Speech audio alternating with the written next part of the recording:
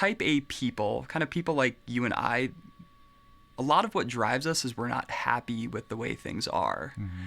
But if you let that mindset pervade everything, then you never really enjoy what you have. Mm-hmm. So it's a really interesting tightrope to balance kind of, as physical therapists, as athletes, as human beings. How do we hold these two seemingly opposing ideas in our heads simultaneously and not kind of fall apart? Hello. That's how it's done. Give it. Hello, everybody. Zach Couples here, and folks, we talk a lot on this podcast about all things movement and performance and whatnot. But what about having a life outside of that supports you pursuing your health, fitness, and learning goals? How are you doing there? Do you have systems in place to ensure that you're spending the most amount of time learning, that you're dispersing your energy in places that uplift you as opposed to drain you? These are many of the things that we talk about on today's podcast with my dear friend, Tim Richardt. And this one's a little different because we flipped the script a little bit and he interviewed me, but it was more of a really good conversation, and I think you're going to like it. Things that we're going to talk about today: how I structure training, why time management is a bunch of baloney, why passion is totes my goats overrated and you should focus on this instead. What is this? Stay tuned. Check it out. How I learned from the biggest failure in my life, what that is, how to balance pushing yourself yet also being satisfied with life, organizing movement, so much more. I think you'll really like it. Show notes for this, and there's a ton of show notes because we talk about a lot of different books and things like that, will be found on zachcouples.com/Tim. Otherwise, give it a shot. I understand we're going to flip the script today. That's what you tell me, yeah. Yeah. Although I hope it's a little bit of conversation because I think we're reading a lot of the same things, mainly because I send you the propaganda that I want you to consume to read. Almost entirely Topo Chico related. Yes, yeah. So, well, yeah, man. No, I'm excited to. It's a little weird. It's been to be interviewed in my own place. It's kind of like. Do you ever feel let someone else drive your car? Sure. And you're in the passenger side, and it's not like it's a bad thing. Some people are driving it. It is a bad thing, and you know who you are. But it does feel like. I don't know, it's different. Yeah. Well, listen, you have now parked the car, got out to the other side, and I'm going to try to not to, drive us down a ditch. That's all right. Yeah, I'm going to do my best here. Yeah. Well, fortunately, we don't have to worry about snow too often here in Las Vegas, so we should be okay. Won't have to get dug out. So, my man, I thought we could start with your own training. And I'm wondering if you could describe the last workout that you personally did. Well, that would have been yesterday. Okay. I trained mostly at night after work. And what did we do? Yesterday was chin-up day. Oh. So I do some... That's why you're busting out of the shirt today. Pow! Yeah. Exactly. So I start with vision exercises because I did some vision therapy. So I'm just trying to maintain my visual skills that I currently struggle with, which are the ability to diverge. Okay. So divergence is the eyes moving apart. So you basically stretch them out, which is kind of like ER of the eyes, if you can think about it that way, which is expansion. Sure. And guess who doesn't have that? Ya boy. Same thing with everyone else. So I do some moves to work on divergence, but then focusing within the divergence, which is accommodation. I spend a few minutes doing that. And then my warm-up, I kind of do the same thing. I just roll around on the ground for a while, do just a few moves to, I just literally, they were finishing class at Elevate, and Francis is like, don't worry about the ninja who works here in the background, which is funny. So just warm up and then... Just some spinning flying kicks. Yeah, something like that. 3 sets of 5. Nunchucks. Sure. Yeah, of course. I saw those in your office. Yeah. I was going to ask about that. Yeah. Well, you didn't see the machete, though, which I do have.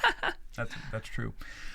And so once I do that, then I do my main move for the day, which yesterday I do like a post-activation potentiation combo. So I'll do med ball throws up against the wall, rotational style, and then chin-ups with some weight. Usually like in the 3 to 6 rep range. Do that until I can't do that anymore. And then I end up doing pushing a lower I think I did trap bar squat and overhead press. Okay. Yep, with a barbell. Oh, and then, look at you. I know, right? Barbell overhead pressing. That's been a goal of yours for a while. Yeah, it actually looks good. Nice. Like I've had someone, because before my ribs would just go. Sure, yeah. Your boy doesn't have shoulder flexion, but it's not bad. And then I usually do like a circuit of some, something single leg. I did like a single leg squat off a box. I did push-ups, did a one-arm dumbbell row, and then like the body saw. Okay. So I did a circuit of that, with just whatever reps I need. Yeah. And then sometimes I'll follow with conditioning, but I did my favorite conditioning yesterday, which is kicking my man Francis's ass in spike ball. Boom, you heard it, internet. We usually play spike ball once a week, and we have some good competition. We both have gotten we did this thing where we were just playing spike ball one-on-one for months because we both sucked. Sure. We didn't tell anyone. One-on-one spike ball. Yeah. Yeah. It's weird. Yeah. But it's fun. And so Francis was killing me, and I can't have that happen because I hate losing. Sure. In all things. Yep. So I'm like consuming YouTube videos and figuring out how to serve, and so now I can serve with both walking hands. around with the spike ball at all times. Yeah. Get a feel for it. Yeah. And so now we have some great games, and we're just like hitting it way good, and we finally played 2-on-2, not together, but it was like way more competitive than we ever did. So Right on. that was like my skill that I learned, and that was my training session. How do you think, kind of in the macro, about structuring your own training? Like, do you have short, medium, long-term training goals, and you kind of periodize to accomplish those, or are you more like a fly by the seat of your pants kind of guy? I have my main moves that I alternate between. So what stays the same, and I got this, it's the Mass Effect program from Daddy-O Pops himself, Bill Hartman. Okay. Just with some slight modifications, like I'll do one lift, so like that was the chin-ups in the 4 to 6 rep range, and then the next 2 lifts will be 6 to 8 and then 10 to 12 respectively. You do that until you fatigue out of those rep ranges, and then I just do 2 to 3 rounds of whatever else I feel like I need, which can be like 8 to 12 reps. And if there's a day I need to condition, I'll do that. If I want to do some extra arm farm, I do that. So the 3 mains are there. I keep trying to get better at them, but the Sure. other stuff just varies depending on what I'm feeling. Because my main goal training-wise is just to look good naked, essentially. Okay. And maintain decent body comp. I like No more Fat Zach. Yeah, Fat Zach is done. That guy's not coming he back. He is done. That guy was fun though. He was fun. Yeah, he had the beard. He was like young Santa. Couldn't touch his toes. Yeah. Definitely couldn't squat. I still can't touch my toes, but I can squat now. So yeah, and then like you mentioned like periodization. I need to train enough that someone can take me seriously from a movement standpoint. It's kind of like looking the part. Sure. When you're being a PT, because I do think that matters. Yeah. To some extent. Yeah. And but like right now, the highest priority is work, teaching, all that stuff, learning the craft, and so that's always going to be the A1 for right now. The A1 of life. Mm-hmm. Yeah. It's your A2 of fitness. Yeah. Sure. Yep. So I think that's an excellent segue to the next question I wanted to ask you, which is you gifted me the Scott Adams book about 5 or 6 months ago. Yeah. Something like How to Fail at Everything and Still Win Big. Still Win Big. One of the best books ever. And in it, he talks a lot about this myth of time management and argues that time isn't necessarily the resource that we should be seeking to manage, but it's instead energy. And that in managing your own energy and taking on projects that seem to give you energy rather than drain them, or tackling endeavors that seem to increase energy, you can get a lot more done versus just trying to very efficiently kind of micromanage your own time. So you're one of the most kind of efficient, effective, prolific people that I personally know within our field. Do you think about this energy management concept? Is that something that kind of lets you do the amount of work that you do? Sometimes. Like there's some things that I just, especially now that I'm older and I realize... Towards the end of your life, of course. Yeah, I realize that it's very easy to waste time on frivolous things, and I try to do my best to minimize that now. But I think because I have a little bit more freedom to do that now, I can. Like, for example, I couple of years ago, I had the shackles of student loans. So it's like, Sure. I'll take on anything that I can do to try to manage that. But I do think about that when I'm thinking about things that don't bring joy into my life, like social media, for example. Sure. I try to stay off that as much as humanly possible, because it does take energy.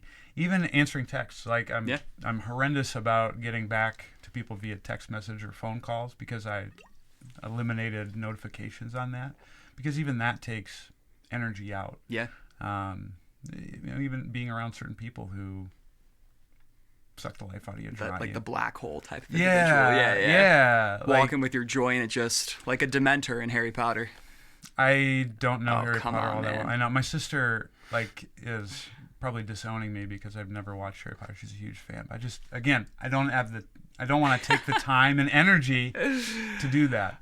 But I also, at the same time, I do think time management to some extent is important as well, because sometimes you might have to do things that are energy draining, but they help move the needle a lot more forward.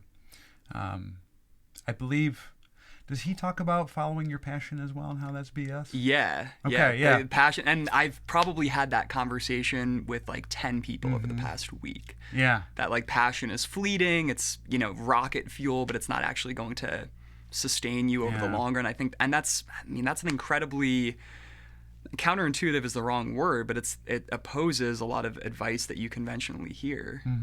Yeah. Well, what you have to do, and there's another good guy you should read, and I might have an extra book, I'll give it to you. There you go. M.J. DeMarco. Okay. He wrote The Millionaire Fastlane in Unscripted. He talks about that as well, in the sense that, like, you don't want to do things that you're passionate about. You want to do things that are going to have a positive impact on the world and change things forever.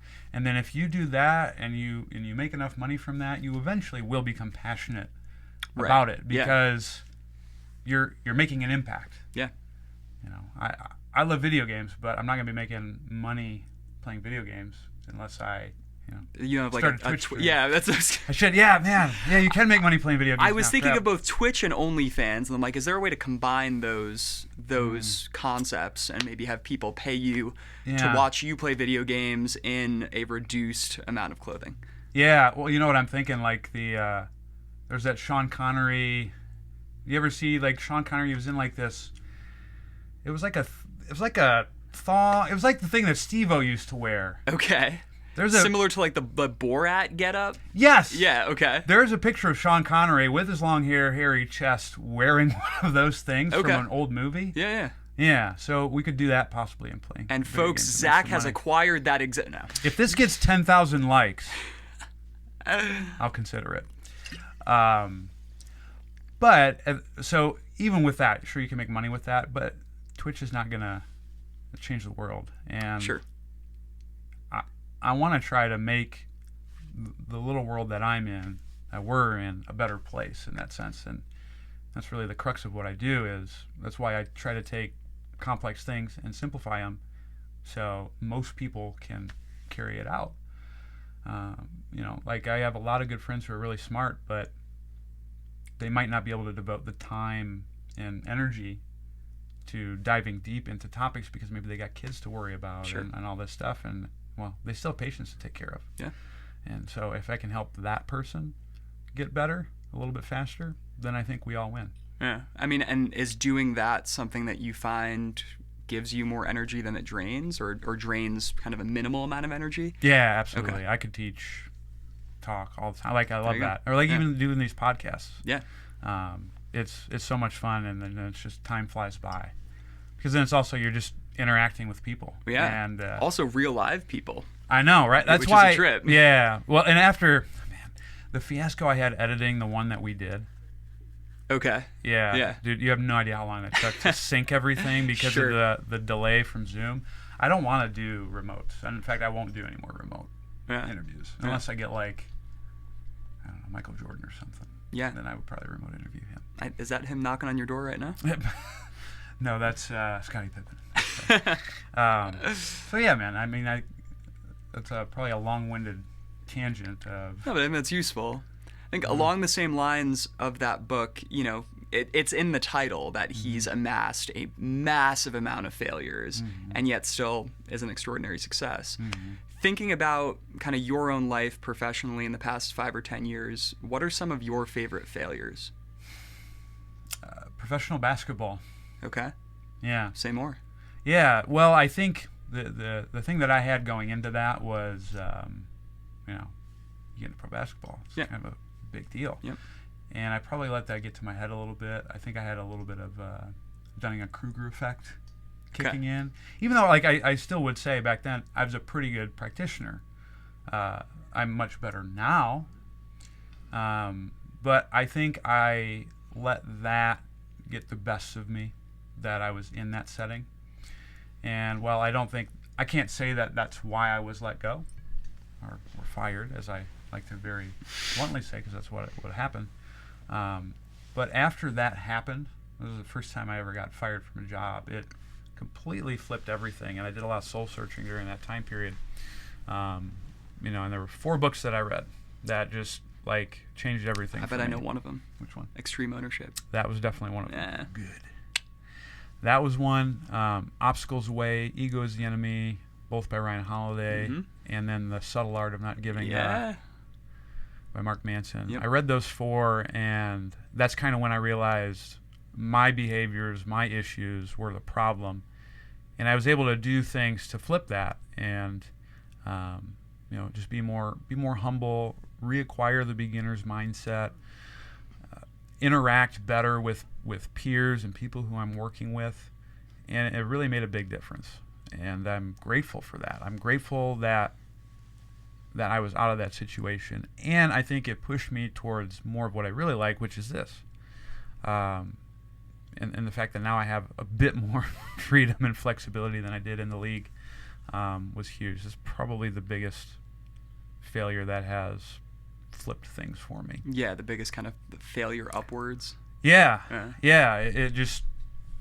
It takes getting down to a really big low, I think, to go up to the next level. Yeah, Subtle Art of Giving Effect is a great book. Yes. No matter where you are in your life or where you are relative to kind of the most adjacent struggle that either you have just faced or you're about to face, it's just excellent preparation for that. Yes, it is. Have you read his second one? Everything Is? No, I read Models. That was his first one, I think. That's a good one. Yeah. A little bit different subject matter there. Everything Is really good. He talks about... It's called Everything? Everything Is. Everything. Oh, okay. I don't say the F word because we could get demonetized for that, but I'll probably bleep it. Sure. Yeah. Got to make a little bit of money. But he talks about how to... it talks about hope and... amor fati, which is things are as they are. I mean, it's just very Buddhist. Sure. And he talks about how to build a religion, actually. Okay. And how... Zachology? Something like that, yeah. And it's just really fascinating in that sense. I don't think it's as good as Subtle. Right. But there are some things in there that I'm rereading it right now, actually. I was like, oh, yeah, that was really good. Yeah. So I'd definitely check it out. Give it a shot if you haven't read that one. Subtle was such a game changer, going back to something that we discussed, removing things in your life that are not really serving you, that are just... And a lot of times, the hard truth is those are people, and probably people that you've known a really long time. And, if you can't kind of reflect back on your own life and make a decision about which people you're spending time with, you're liable to get trapped in a lot of... Trapped is probably a strong word, but waste the resource of energy on relationships that aren't getting you, to where you want to go. Is that something you ever struggled with? When you knew you had to move on from a situation or a person? Yeah. I mean, I think personally and professionally. Yeah. Professionally is probably more of an appropriate context to talk about. But I think, the job I took right out of school, being a director of rehab in rural Colorado, kind of similar to the positions that you had when you were in Susanville and then Page America. That was travel PT. That was travel, but similar. But I was in a leadership role. Yeah. In Arizona. But, that was so nice because it was lucrative, it was flexible. I think I could still do a lot of the things that I wanted to because it was a 3-day work week. Like, in a lot of ways, it was the perfect situation, but it didn't have any upward trajectory to it. Like, I started at the ceiling. Yeah. And I'm immensely grateful that I had that opportunity, and I think it changed me for the better in many ways. But, after my 3 years and change out there, I knew it was time to do something else, something that had a little bit more of an avenue for growth. Yeah. It's hard when you get comfortable like that because Totally. then the chance of getting stagnant is significantly higher. And so you always got to put yourself in slightly uncomfortable positions, I think, to really grow. Yeah, it's a really interesting juxtaposition. I mean, that's something I think about all the time, that, type A people, kind of people like you and I, a lot of what drives us is we're not happy with the way things are. Mm-hmm. But if you let that mindset pervade everything, then you never really enjoy what you have. Mm-hmm. So it's a really interesting tightrope to balance, kind of, as physical therapists, as athletes, as human beings. How do we hold these two seemingly opposing ideas in our heads simultaneously and not kind of fall apart? Yeah. That's hard. Yeah. That's really hard. Yeah. Because I would say I tend towards more I wouldn't say fall apart, but I definitely let that bleed into areas that it shouldn't bleed into. Yeah. Some things in life are just fine, and they're okay the way they are. They don't need to be optimized. Yeah. There are some things too that you got to just keep pushing. Absolutely. I mean, that's how people do great things. Yeah. You're not going to just get this great opportunity, kind of plopped in your lap. For sure. Yeah. How do you find the balance?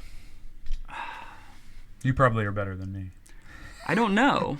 I don't think I have a really good answer. I was talking to a mutual friend that we have, Aileen Thompson. Mm-hmm. Shout out Aileen in Denver. Yo, what up, girl?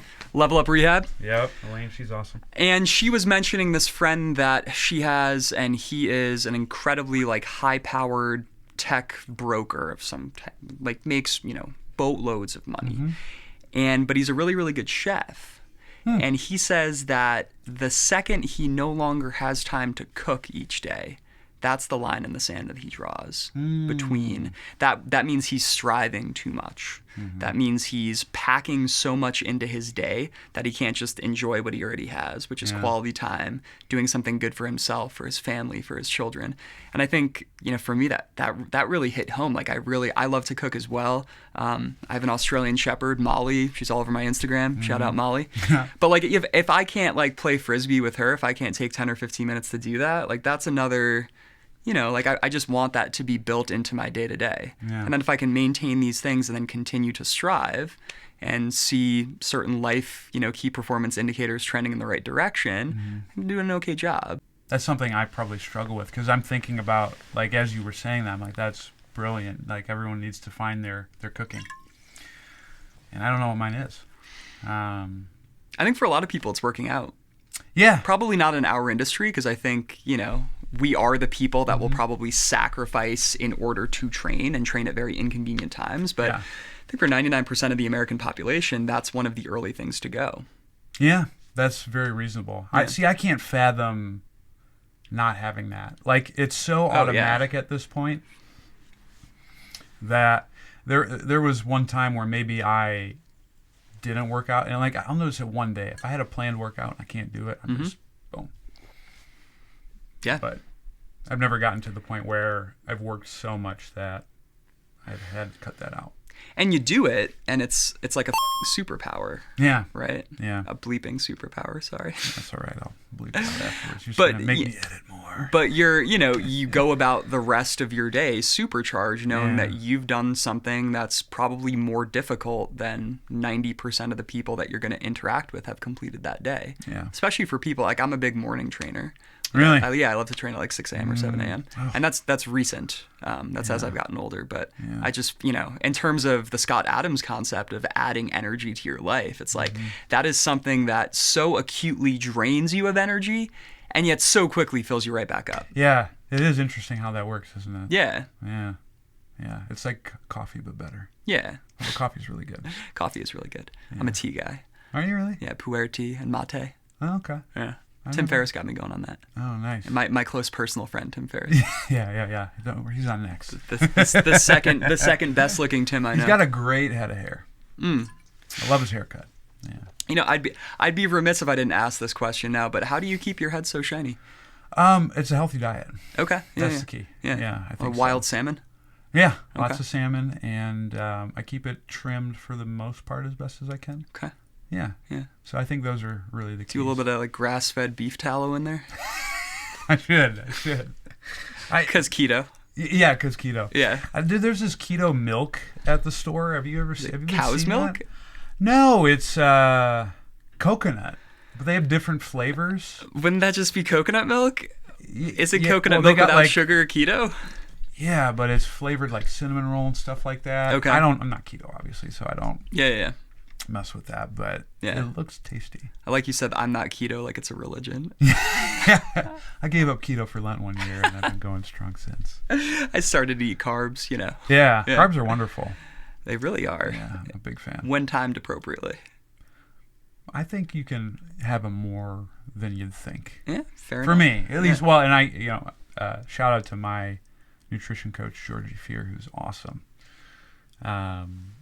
She's allowed me to really get back into eating a lot of carbs, and I feel really good. And not just like white rice, because that's what I was doing before, because I was dealing with gut issues. Sure. But like I have pancakes in the morning. Oh, hell yeah. Like whole wheat, French fries, baked and all that. Yeah. Pretty much everything. And it's weird, like, because I think in our field, when you're in the know, but you're not in the know, it's like, I gotta go gluten-free, gotta go paleo, gotta go all this. Yeah. And now I eat cookies twice a week, and I'm leaner than I've ever been. Hell yeah. So you're familiar with Mark Sisson, right? Mm-hmm. Mark's Daily Apple. Like he has like I think it's like the 80 or the 90% rule. It's like 80 or 90% of your meals ought to be exactly what they should be for your health goals. Interesting. And then, 10 to 20% of the time you kind of just F off. Yeah. And I find that to be incredibly useful because we live in a society in 2021. And you and I interact with plenty of people that aren't in the health and fitness space. Yeah. And, you go out, you have a couple beers, you have some wings. If you're 100% keto or paleo or like raw vegan, that sojourn into conventional American diet is going to break you. Oh, yeah. Your body's just not used to it. Yeah. It's like, it would be like if you don't ever run and then all of a sudden you go and run 10 miles or something. Yeah. Not recommend. That running stuff will get you. That will kill you. It's the worst. Yeah. That's probably why I'm bald. Maybe. Because I used to run so much. Yeah. Meb Keflezighi is quite bald. He is. I think all the really good runners are. Yeah. I just never. That could be like an East African thing as well. Could be. Yeah. So I'm like. In your case as well. Yeah. I'm like a third of the way there. Just the bald part. Not fast and not East African. I wanted to change gears slightly and get into something a little bit more technical, and that's movement self-organization. So you and I are both physical therapists. We commonly see people that present with, particular movement behaviors or positions. And I think one of the most pervasive ideas in our industry is that there's a bad posture or a bad position, right? Like extension, anterior pelvic tilt, rotation, what have you. Forward head. Sure. That's a good one. Yeah. My favorite. Eye contact with the camera there. Yep. So I think there's this idea that there are these bad postures and people have bad postures and just swap it out for a good posture and they're going to be good to go. Mm-hmm. Something you and I have talked about before is these postures, positions, movement behaviors emerge in order to solve a particular problem. Mm-hmm. To manage gravity, to breathe, to better prepare you for a training stressor that you've experienced before. Mm-hmm. So I guess, how do you think about replacing a less than ideal movement behavior or pattern with a better one? Because that's kind of what we do with these resets, with these drills to regain mobility. Yeah. And how do you think about making that intervention, like, quote unquote, sticky enough so that a person doesn't revert back as quickly as possible? I don't think it's replacing one for another. I think the key is giving more options. Okay. So, for example, if we go with like the forward head, I'm sitting at the chair for an extended period of time. You do that long enough, something might get cranky, just because of tissue ischemia or whatever. At the same time, if you sit perched upright and have a good posture, and you hold that long enough, you could probably run into similar issues. But if you can get into each of those and a bazillion more, well, then you're never really overloading any specific areas, and I think it makes you more adept to surviving in several different environments. And I think really that's the key, and that's like what movement variability is all about, is Sure. you need as many different ways to perform the task as possible, even if you're getting the same consistent output. So like if I did 10 squats, and even though they looked exactly the same to the naked eye, if I have true movement variability, there should be subtle differences with each one of those squats. But it's when I don't have those options available that problems ensue. Yeah, and both coordinative and endpoint variability. Yeah, exactly. Yeah. Exactly. So I think that's really where the money is. Now, how do we get that to stick? It's basically getting people into positions that they can't normally get into or struggle maintaining into, and then being able to demonstrate that at progressive intensities and complexities. So for example, if we look at you, and because we worked together for a minute, in the beginning we started with some simple drills, some single leg positions, more supportive, really emphasize breathing, and look at where you're at when we worked together the other day. Yeah. Now we're giving you loaded base strategies. Just kicking ass, taking names. Yeah. Getting you a ridiculous pump. But the thought process is still there because you have the same needs. But can you maintain the positions that we had you get into that will get you those needs under higher intensities? And yesterday you did. And I like that. It's just it's incredibly intriguing to me, this notion that human beings lose movement options either via physical structure or secondary training adaptations, lifestyle factors. And then it kind of, and I say this as a physical therapist who makes these changes on a daily basis, it shocks me that anything that we do has the power to override whatever stimulus came before to lead to that decrease in variability. Yeah. You know what I mean? Yeah, because you're looking at reps, time, all that stuff. Right. It's almost, to think anything in the gym could actually have that prolonged of an effect. I mean, it also brings up the issue of, in a perfect world, nobody would need activities to regain movement options. That would be the goal, right? You just walk into the gym and you train, and your body adapts to the training with no deleterious secondary consequences. That's obviously not the world that we live in. Yeah. But it does seem like some people need a far lesser volume of these reset low-level type of activities, Sure. and they can kind of progress away from that over time. Yeah. Whereas some people, for whatever reason, need that consistent manual therapy stimulus or consistent low-level stimulus in order to make these changes stick. Yeah. Well, I think the key is the body has to deem it meaningful and novel and salient. And I'll give you an example. If, let's say you witness something terrible happen, anything, you could, like something of 9/11 proportions, and it happened right before your eyes. You would remember that for the rest of your life, and it might be just one moment, one instance. Right. And that could shape and shift everything that you thought before that. And I remember when I listened to Lorimer Mosley, he was talking about, or I think my buddy Eric was talking about how taking NSAIDs could impair learning. And Lorimer gave the analogy, if someone shot a gun right by you, you would remember that happened, even if you were dosed up on NSAIDs. Sure. So if it's meaningful and novel enough, and I give dramatic examples, but if it's meaningful and novel enough, I think it could still lead to long-lasting changes. Right. Right?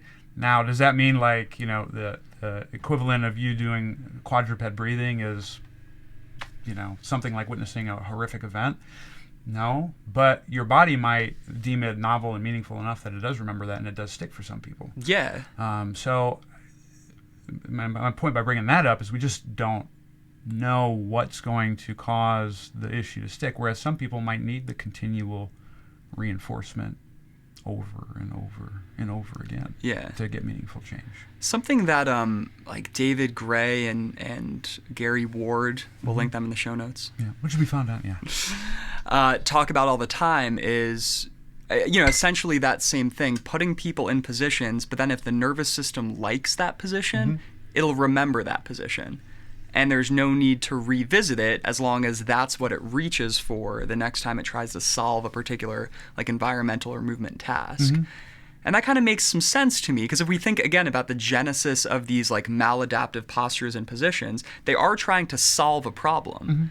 Get air in, maintain your ability to view your monitor while you're sitting in a chair. They don't emerge for no reason. Everybody, this is a Seth Oberst quote, but everybody's body is doing exactly what it needs to do. Yeah,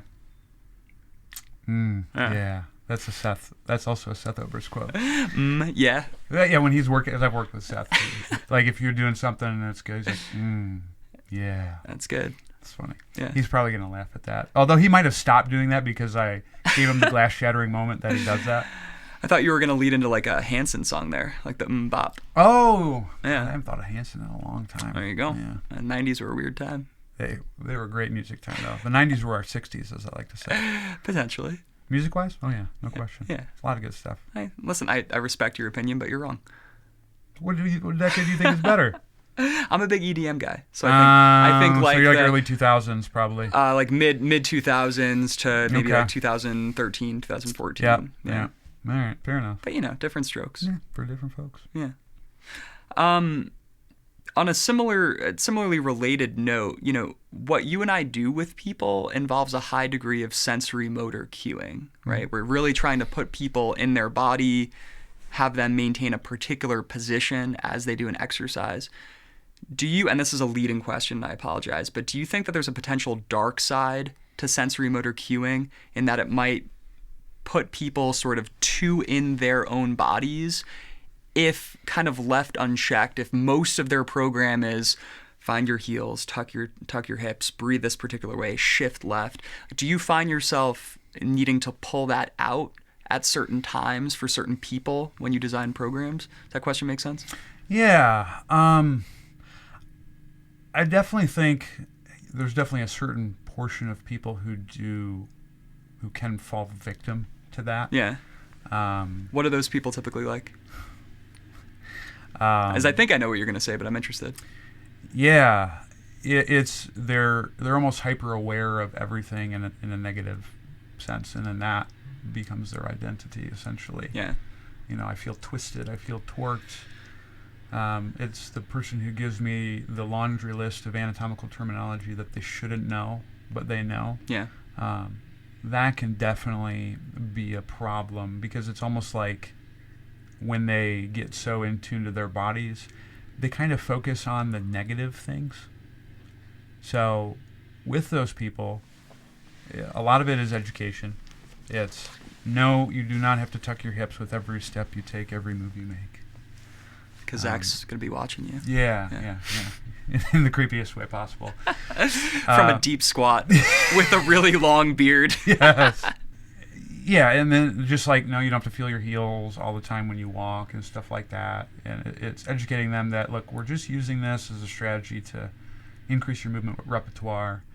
And, yeah, I think if you can do that and frame the right mindset, that can potentially mitigate some of that.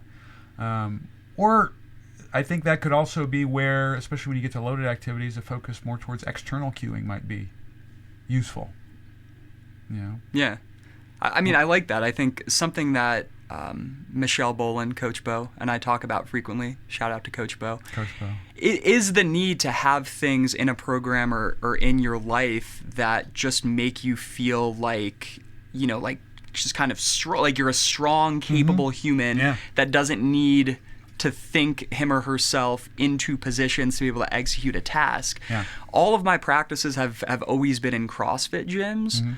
And I think that this is something that CrossFit gyms do incredibly well. And, no CrossFit gym is perfect, and I have my issues with the moves that are commonly prescribed, the over-reliance on barbells, but they do a really good job of getting people that, haven't been doing anything intense and getting them to not fear doing a hang snatch, doing a deadlift from the ground. And I think that's really impactful in a completely different way. Because I think people like you and I taken to one extreme sort of become those clinicians, those practitioners that, are really potentially propagating a lot of this like fear of movement.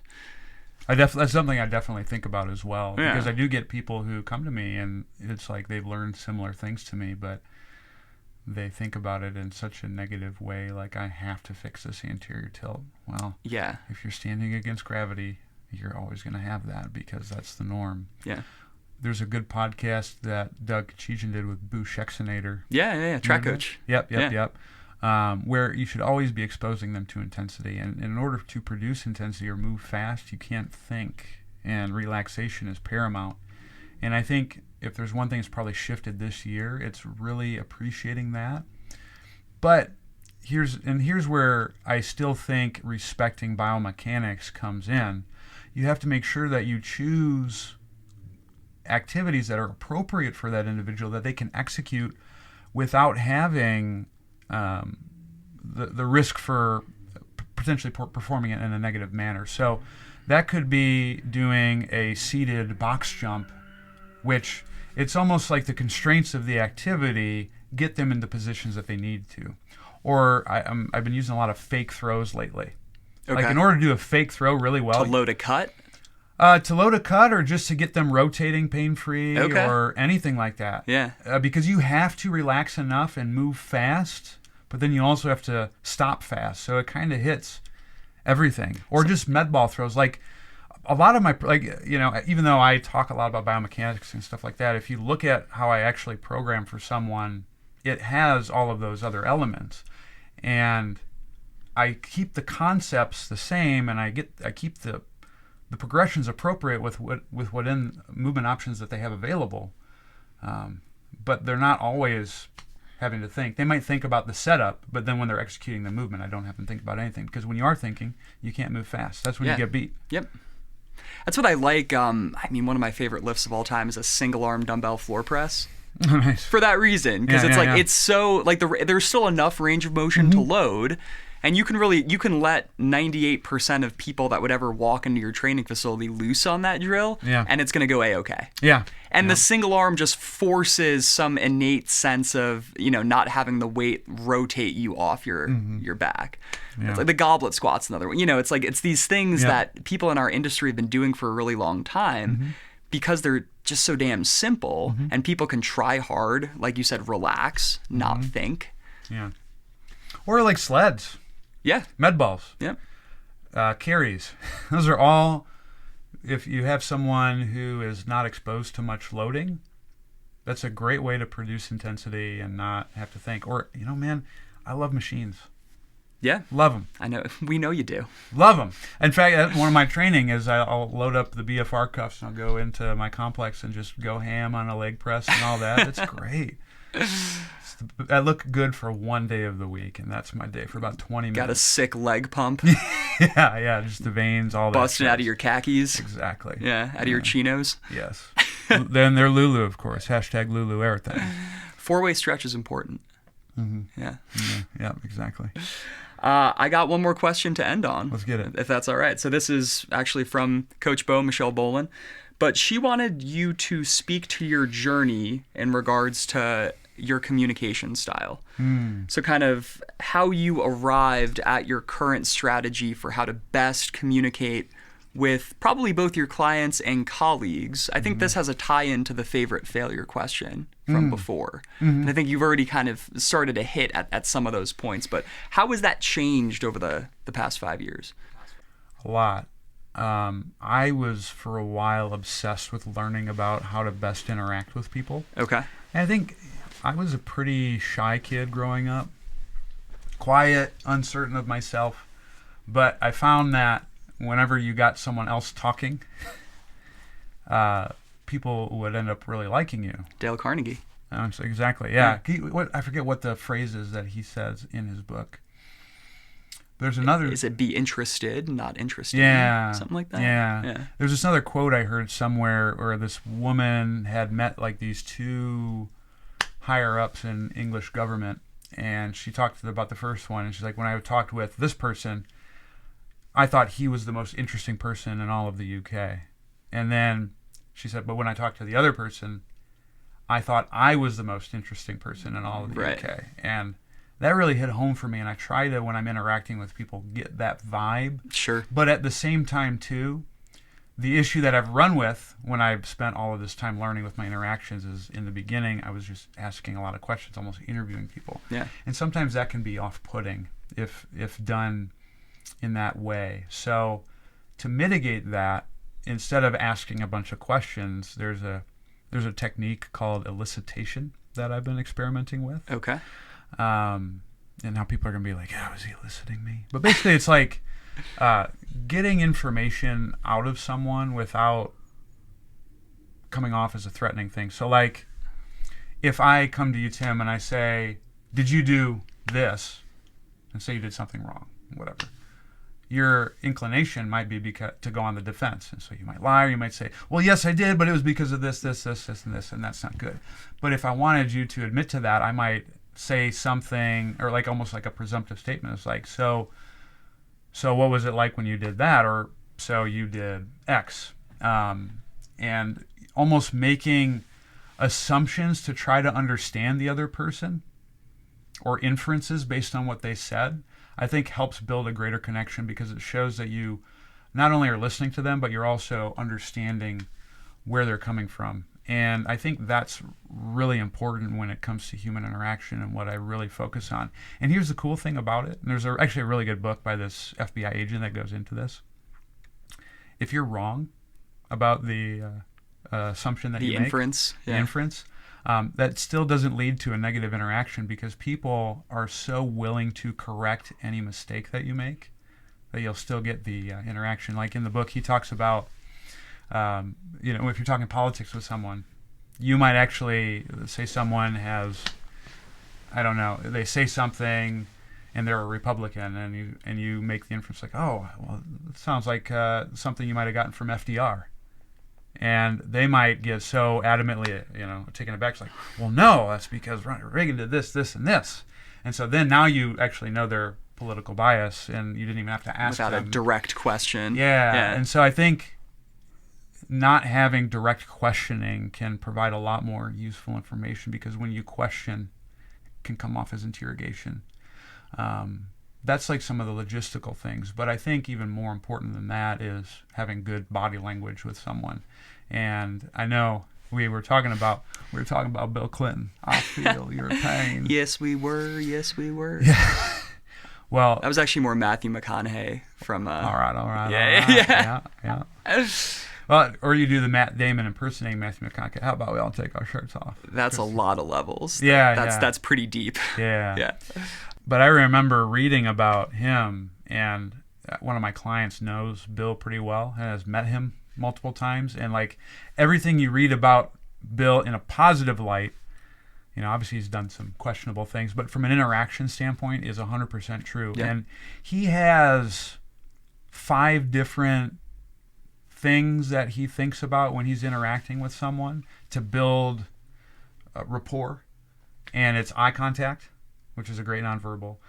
Close proximity is another one. Using the person's name. That's some straight up Carnegie. Whether you're facing them or not. And then touch. Okay. So, yeah. So like, now if you do all of that at once, that can be a bit much. That can be a bit much. Yeah. But if you're alternating between all of those, or among all of those variables, you can build an intimate connection with someone, and have good rapport. And so when I'm interacting with someone, I do think about those things, not so overtly that it's like, okay, let's hit point number 5, and but, initiating physical contact. Physical contact initiated. Yes. Mirroring complete. But those are things I think about incorporating whenever I'm interacting with someone. Yeah. And there's a reason why I try to sit on people's left most of the time, aside from it makes my neck more comfortable. And that's because the right hemisphere of your brain is where your emotional centers are. So in theory, if I'm sending more information to that side, Sure. I could potentially build a greater emotional bond with you. Yeah. And so it makes it feel, and you might be hearing this and it's like, oh gosh, this just sounds like every interaction Zach's making is just this calculated thing, but it's not that. It's not if it's genuine. Like, I think the reason why I dove into that so much is because I just wanted to connect with people, Yeah. I think back in my younger days, I was not in the best place mentally, shy, and I didn't want that because human connection is something that we crave. So if you could do anything that maximizes that, so it's beneficial for both parties or all parties involved, I don't think there's anything malicious about that, and it's something we should practice. It's a skill just like anything else. And it's intentional until it becomes automatic. Yes. And then it becomes automatic because, frankly, a lot of those things are probably some of the best ways to connect with people. Yeah. And I'm right there with you. Like, I think 90% of the reason why I do what we do is the ability to connect with people. Yeah. I used to think it was the biomechanics, and it's not. Like, that evolves, that changes, but that connection... Absolutely. We're in kind of rarefied air in terms of healthcare practitioners. Yeah. And that's why I always wax and wane with manual therapy, but I always come back to it to some extent because touch is a form of connection. Yep. And and it's proximity without threat, right? It's not direct. It's not this interview type of vibe. Yeah, absolutely. Although we have a good 90-degree angle situation going on right now. We do, and there's a reason for that. So, and especially too, this is an interesting a little difference between the sexes. If women, when they're interacting with each other, they generally face each other, and that's probably because they're generally more social creatures than us. They have more agreeableness and things of that nature. So if you think back to like hunter-gatherer times, that would be a useful thing, and so that helps build more intimacy. But men who are close generally do not face each other, and the reason why that is because when you're facing a man directly, it almost comes off as aggressive, like you're gonna challenge someone. Yep. So that's why, like, bros, when they're hanging out, they're always like sitting, right? And I think that there's a reason for that, and so you can also, based on whether it's someone's male or female, that can also influence the interaction depending on what direction you're trying to go. Yeah. So it's important. It's an important thing to recognize if you're working with people. Yeah. Dearest Michelle, I hope you like that answer. I think that's all the time we have, my man. It is. I know. I wish we had more time. Yeah. But, Well, round 2. Round 2. Yeah. Well, round 3. That's true. That's true. true. Well, you said you're going to be coming here a little bit more often to do some outdoorsy stuff. Huh? I think so. Yeah. Some excellent climbing in Las Vegas. So. There absolutely is. Yeah. And, if you ever need a couch to sleep on. This one right here. This one does pull out. It knows my butt now. It does. Yeah. It's well acquainted. Well, hey, man, it's good catching up. Thanks. Thanks for having me. Of course. Thank you for interviewing me. Of course. You made driving my car seamless. Hello. That's how it's done. Give it a shot.